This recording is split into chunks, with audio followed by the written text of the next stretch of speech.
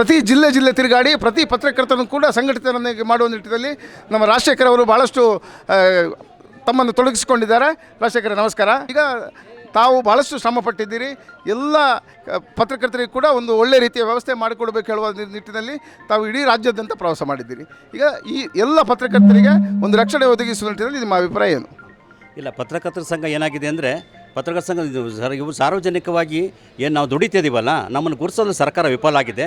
ಆದರೆ ನಮ್ಮ ಏನು ಪತ್ರಿಕಾ ದಿನಾಚರಣೆ ಅಂತ ಇದೆ, ಇವತ್ತು ಸಾಕಷ್ಟು ಮಂತ್ರಿಗಳು ಬರ್ತಿದ್ದಾರೆ, ಗಣ್ಯರು ಬರ್ತಿದ್ದಾರೆ. ಅವರಿಗೆ ಪತ್ರಕರ್ತರ ಬಗ್ಗೆ ಏನಾಗಿದೆ, ಅವ್ರ ಕಷ್ಟಗಳು ಏನು ಅಂತ ಹೇಳೋಕೆ ಉದ್ದೇಶಕ್ಕೋಸ್ಕರ ನಮ್ಮದು ಪತ್ರಕರ್ತರ ಅವಲೋಕನ ಮಾಡ್ಕೊಳ್ಳೋಕ್ಕೋಸ್ಕರ ಈ ಕಾರ್ಯಕ್ರಮ ಮಾಡ್ತಾಯಿದ್ವಿ. ಹಾಗಾಗಿ ಈಗ ಸುಮಾರು ಮಂತ್ರಿಗಳು ಬರ್ತಿದ್ದಾರೆ, CM ಸೆಕ್ರೆಟರಿ ಬರ್ತಿದ್ದಾರೆ. ಈ ಕಾರ್ಯಕ್ರಮ ಉದ್ದೇಶ ಪತ್ರಕರ್ತರು ಏನು ಇನ್ನೂ ಸಮಸ್ಯೆಗಳಿದ್ದಾರೆ, ಅವ್ರು ನಮ್ಮ ಕೂಗು ಭಾಳ ವರ್ಷದಿಂದ ಇದೆ, ಅದು ಸಮಸ್ಯೆ ಬಗೆಹರಿಸ್ತಾ ಇಲ್ಲ. ನಿಜವಾದ ಗ್ರಾಮೀಣ ಭಾಗದ್ದು, ಜಿಲ್ಲಾ ಭಾಗದ ಪತ್ರಕರ್ತರು ಇನ್ನೂ ಏನು ಬೇಡಿಕೆಗಳು ನೆನಗುದಿಗೆ ಬಿದ್ದಿದೆ. ಇದು ನಿಜಕ್ಕೂ ಆ ಬೇಡಿಕೆ ಆಗಬೇಕು.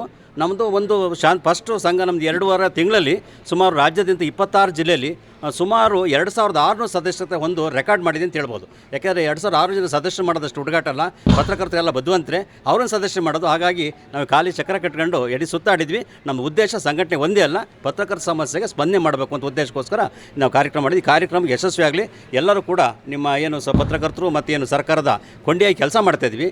ಹಾಗಾಗಿ ಸಾರ್ವಜನಿಕರ ಜೊತೆಯಲ್ಲಿ ನಾವು ಇರ್ತೇವೆ, ನಿಮ್ಮ ಸಮಸ್ಯೆ ನಾವು ಕೇಳ್ತೇವೆ, ಸರ್ಕಾರ ನಾವು ಸಮಸ್ಯೆ ಬಗೆಹರಿಸಬೇಕಂತ ಒತ್ತಾಯ ಕೂಡ ಕರ್ನಾಟಕ ಮಾಧ್ಯಮ ಪತ್ರಕರ್ತರ ಸಂಘದಿಂದ ಒತ್ತಾಯ ಮಾಡ್ತೀವಿ. ನೋಡಿ, ಭಾಳಷ್ಟು ಮಂದಿ ಪತ್ರಕರ್ತರನ್ನು ತಾವು ಈಗಾಗಲೇ ಸೇರ್ಪಡೆ ಮಾಡಿ ಆಗಿದೆ. ಈಗ ಇನ್ನಷ್ಟು ಮಂದಿ ಪತ್ರಕರ್ತರು ಕಾಯ್ತಿದ್ದಾರೆ. ಯಾಕಂದರೆ ಇದರ ರೂಪುರೇಷೆಗಳೇನು, ಇದು ಯಾವ ದಿಕ್ಕಿನಲ್ಲಿ ಸಾಗ್ತದೆ, ಇದಕ್ಕೆ ಸಿದ್ಧಾಂತ ಇದೆಯೋ ಇಲ್ವೋ, ಅಥವಾ ನಮಗೆ ನಾಳೆ ಧಕ್ಕೆ ಆಗ್ತದೋ ಎನ್ನುವಂಥ ಒಂದು ಅವರಿಗೆ ಒಂದಷ್ಟು ಅವರ ಗೊಂದಲಗಳಿವೆ. ಈಗ ಈ ಗೊಂದಲಗಳನ್ನು ಪರಿಹಾರ ಮಾಡುವ ನಿಟ್ಟಿನಲ್ಲಿ ಪತ್ರಕರ್ತರಿಗೆ ತಾವು ಈ ಸಂಘದ ಬಗ್ಗೆ ಹೇಳಲಿಕ್ಕೆ ಇಚ್ಛೆಪಡ್ತೀರಿ? ನಂದು ಉದ್ದೇಶ ಏನು, ನಾನು ಪತ್ರಕರ್ತರಾಗಿ ನಾನು 32 ವರ್ಷ ಅನುಭವ ಹೇಳ್ತೀನಿ.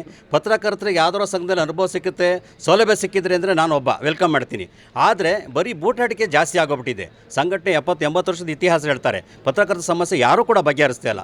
ಈ ವಿಷಯದಲ್ಲಿ ಏನು ಮಾಡಿದ್ವಿ, ಪತ್ರಕರ್ತರು ಫಸ್ಟು ಆರೋಗ್ಯವಾಗಿರಬೇಕು ಅಂತೇಳಿ ಆರೋಗ್ಯ ಭದ್ರತೆ ಮತ್ತು ಅವ್ರ ಕುಟುಂಬದ ಆರೋಗ್ಯ ಭದ್ರತೆಗೋಸ್ಕರ 10 ಲಕ್ಷದ ಇನ್ಸೂರೆನ್ಸ್ ಮಾಡಿದ್ದು. ರಾಜ್ಯದಲ್ಲೇ ಪ್ರಪ್ರಥಮವಾಗಿ ಇನ್ಸೂರೆನ್ಸ್ ಮಾಡ್ತಿರೋದು ಇದು. ಯಾಕಂದರೆ ಪತ್ರಕರ್ತರು ಏನಾರು ಅಕಸ್ಮಾತ್ ಆಗಬಾರ್ದು, ನಿಧನ ಆದರೆ ಅವ್ರ ಕುಟುಂಬಕ್ಕೆ 10 ಲಕ್ಷ ದುಡ್ಡು ಬರುತ್ತೆ, ಮತ್ತು ಅವ್ರಿಬ್ಬರು ಮಕ್ಕಳಿಗೆ ಎಜುಕೇಷನ್ ಬರುತ್ತೆ.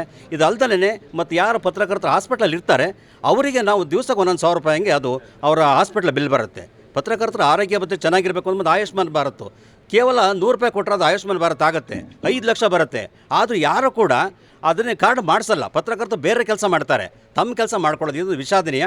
ಅದಕ್ಕೋಸ್ಕರ ಸಂಘ ಅದನ್ನೇ ಜವಾಬ್ದಾರಿ ತೊಗೊಂಡು ಒಟ್ಟು 10 ಲಕ್ಷ, ಅದು 5 ಲಕ್ಷ ಆಯುಷ್ಮಾನ್, ಒಟ್ಟು 15 ಲಕ್ಷಷ್ಟು ಕುಟುಂಬಕ್ಕೆ ಸೌಲಭ್ಯ ಬರಬೇಕು ಅಂತ ಮಾಡ್ತಾಯಿದ್ವಿ. ಮತ್ತು ಭಾಳಷ್ಟು ಪತ್ರಕರ್ತರನ್ನ ಸರ್ಕಾರದ ಬಂದ ಪ್ರಶಸ್ತಿಗಳು ಇವರು ತಲುಪಲ್ಲ, ಗ್ರಾಮೀಣ ಭಾಗದ ತಲುಪಲ್ಲ. ಆ ಉದ್ದೇಶದಿಂದ ಏನು ಮಾಡಿದ್ವಿ, ರಾಜ್ಯ ಸಂಘ ಒಂದು 10,000 ರೂಪಾಯಿ ನಗದು ಹಾಗೂ ಪ್ರಶಸ್ತಿಗಳು ಸೊನ್ನ ಮಾಡಿ ರಾಜ್ಯ ಮಟ್ಟದಲ್ಲಿ ಗೌರವ ಮಾಡಬೇಕು ಅಂತಿದ್ವಿ. ಯಾಕಂದರೆ ಪತ್ರಕರ್ತರು ಮತ್ತು ತುಂಬ ನಿವೃತ್ತಿ ಅಂಚಿನ ಪತ್ರಕರ್ತರು ಅವ್ರು ಏನಾದ್ರು ಪಾಪ ನಿವೃತ್ತಿ ಮಾಡಿ ಪೆನ್ಷನ್ ಬೇಕು ಅಂದರೆ 20 ಸರಿ ಓಡಾಡಬೇಕು ನಮ್ಮ ವಾರ್ತಾ ಇಲಾಖೆಗೆ.